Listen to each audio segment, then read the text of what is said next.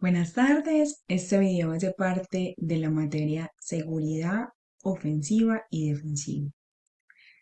Vamos a tratar y vamos a dialogar sobre las pruebas de penetración, elaborado por mí, Laura Marcela Cano Osorio, estudiante de la Universidad Pontificia Bolivariana.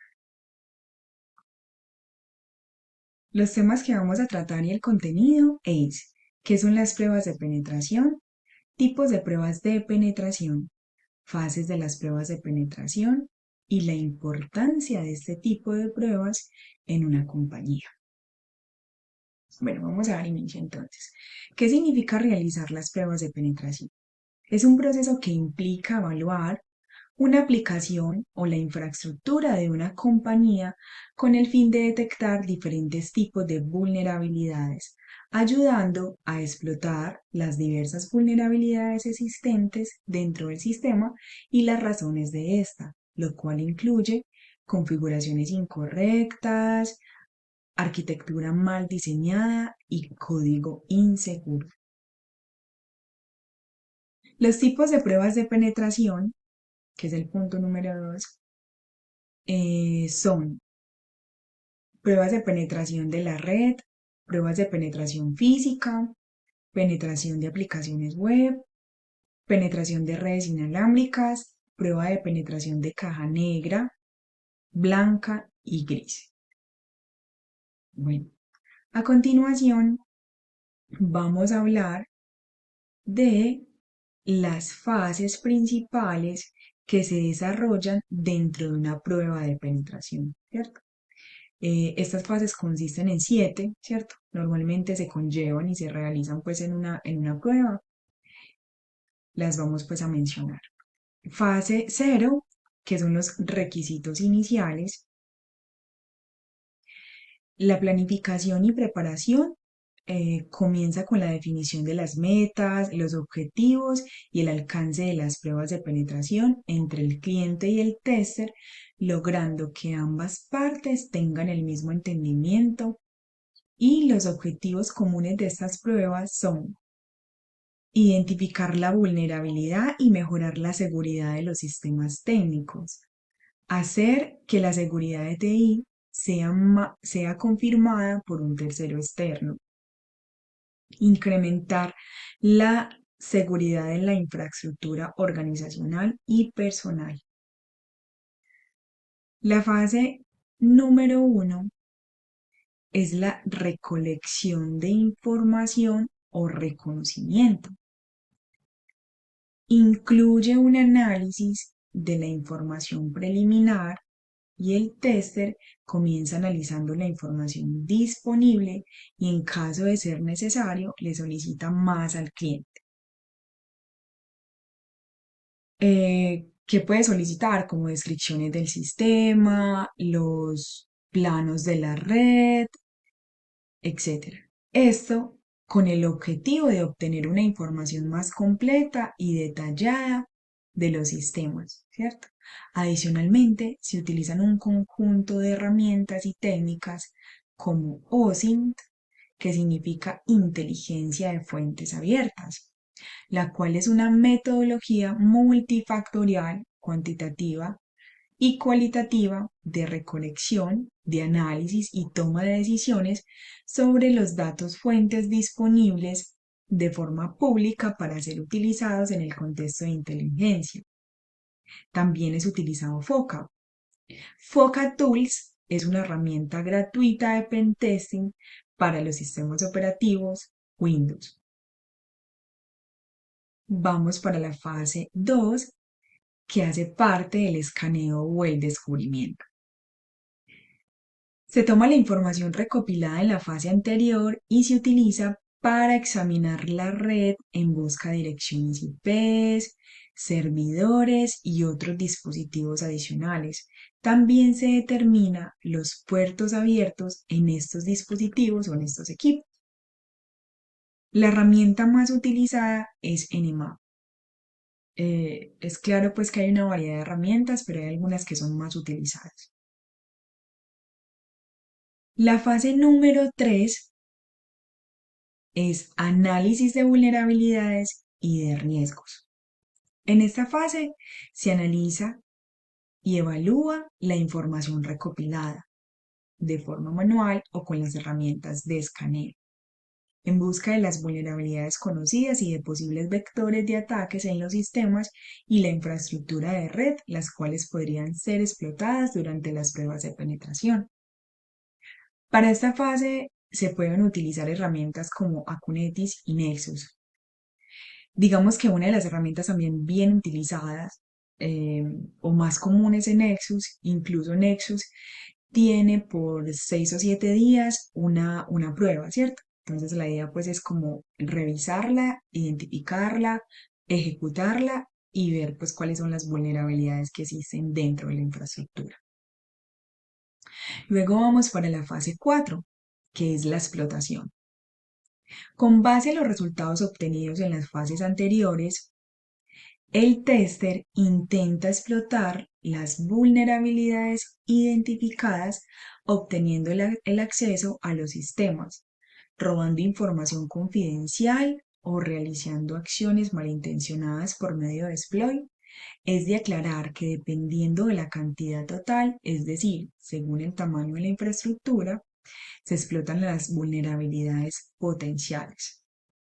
Digamos que dentro de este escaneo, dentro de estas vulnerabilidades que se han encontrado, también pues obviamente se van a encontrar muchísimos, ¿sí?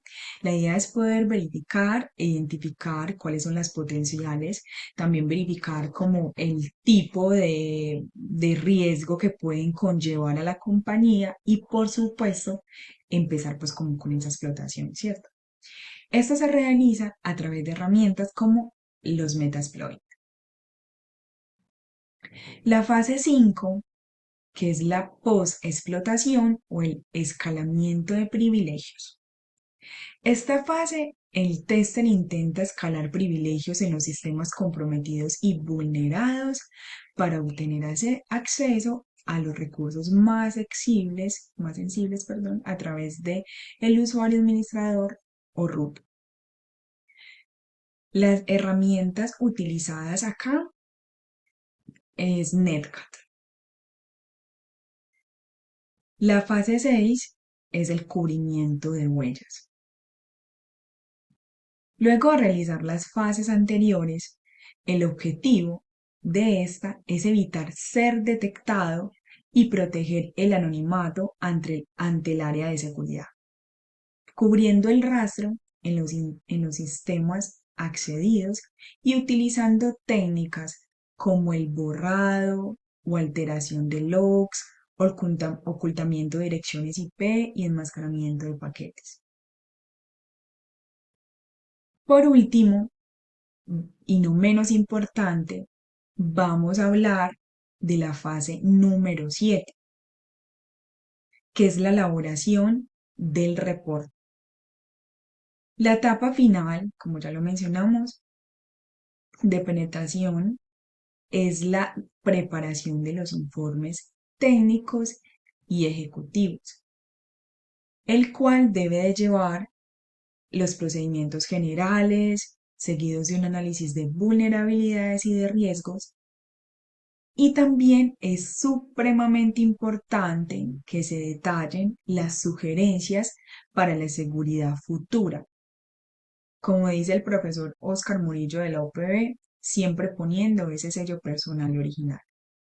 Digamos que en toda esta etapa que se realiza dentro de las pruebas de penetración, marca un tema muy importante que es esta presentación de este informe, ¿cierto? En el cual se deben detallar, por supuesto, también las evidencias tomadas, hacer una buena redacción, hacerse entender muy bien, por supuesto, hacer unas sugerencias y recomendaciones al cliente para que pueda identificar y puedan remediar esas vulnerabilidades que se han encontrado dentro de estas pruebas, ¿cierto? Ese es como el éxito de todas las pruebas, la presentación de este informe y por supuesto debe ser un informe ejecutivo y un informe técnico, ¿cierto?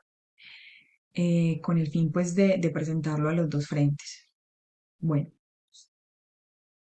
también como último punto, vamos a hablar sobre la importancia que tienen este tipo de pruebas para la seguridad de la información en las organizaciones. Entonces, verdaderamente es muy alta, ¿cierto? La importancia, ya que permite identificar las vulnerabilidades potenciales y permite remediarlas a tiempo antes de que ocurra un incidente, ¿cierto? La idea es que antes de que se materialice, pues poder tomar unas acciones pertinentes y evitar que hayan pérdidas significativas para una compañía, ¿cierto? Estas pruebas también entrenan y fortalecen al equipo, logrando tiempos de respuesta de seguridad eficientes y manteniendo el cumplimiento, ¿cierto? ¿El cumplimiento de qué? De la PCI, de la DSS y también de la ISO 27001. Eh, También es importante porque permite proteger la reputación, la credibilidad ante los clientes, proveedores y empleados de una organización. Por supuesto, trae muchísimos beneficios, que es pues lo que ya mencionamos. Y es muy importante que se haga este escaneo de vulnerabilidades trimestralmente, ¿cierto? Dependiendo pues como el enfoque de la compañía, se puede hacer antes, ¿cierto? Pero como lo más recomendable es poderlo ejecutar por ciclos trimestrales con el fin de que cuando se vuelva a correr el próximo ciclo ya se hayan remediado algunas vulnerabilidades, ¿cierto? Adicional de lo que ya mencionamos, estas pruebas de penetración también probarán la ciberdefensa de la compañía, ¿cierto? Es decir, prueba la efectividad de los controles de seguridad, como por ejemplo los firewall, las aplicaciones, pues los firewall de aplicaciones web, las reglas que se tengan al interior, las configuraciones, los sistemas de detección de intruso, IDS, y los sistemas de prevención de intrusiones, que es IPS. Entonces, eso también es importante porque pone a prueba ello, ¿cierto? Por supuesto, ante el tema de la reacción, cómo se va a reaccionar en un momento de eso, ¿cierto? Y que se puedan minimizar esos tiempos y por ende también hace bien importante el papel de tener backups. En caso tal de que, por decir, ocurra un ransomware o de que haya un impacto directamente en la compañía, tener información de respaldo. Por eso se hace también bien importante tener esta parte y, por supuesto, la evangelización de el eslabón más débil que somos los seres humanos, ¿cierto? Ya que obviamente también en estas pruebas o para poder afectar una compañía empiezan a hacer ingeniería social. Entonces la idea es evangelizar a las personas y a todo el equipo de la compañía para que estén bien preparados y se pueda siempre proteger la confidencialidad, integridad y disponibilidad de la información. Bueno, hasta acá ha finalizado pues como el tema. Espero que les haya gustado. Y por último, presento la bibliografía. Y adicional, quisiera leer esto tan importante para mí, que es agradezco mucho a Dios por darme la oportunidad de estudiar esta carrera, la cual me ha regalado tantos frutos y en la cual sigo aprendiendo cada día, personal y profesionalmente. Muchísimas gracias por la atención prestada. Deseo que se encuentren muy bien. Hasta pronto.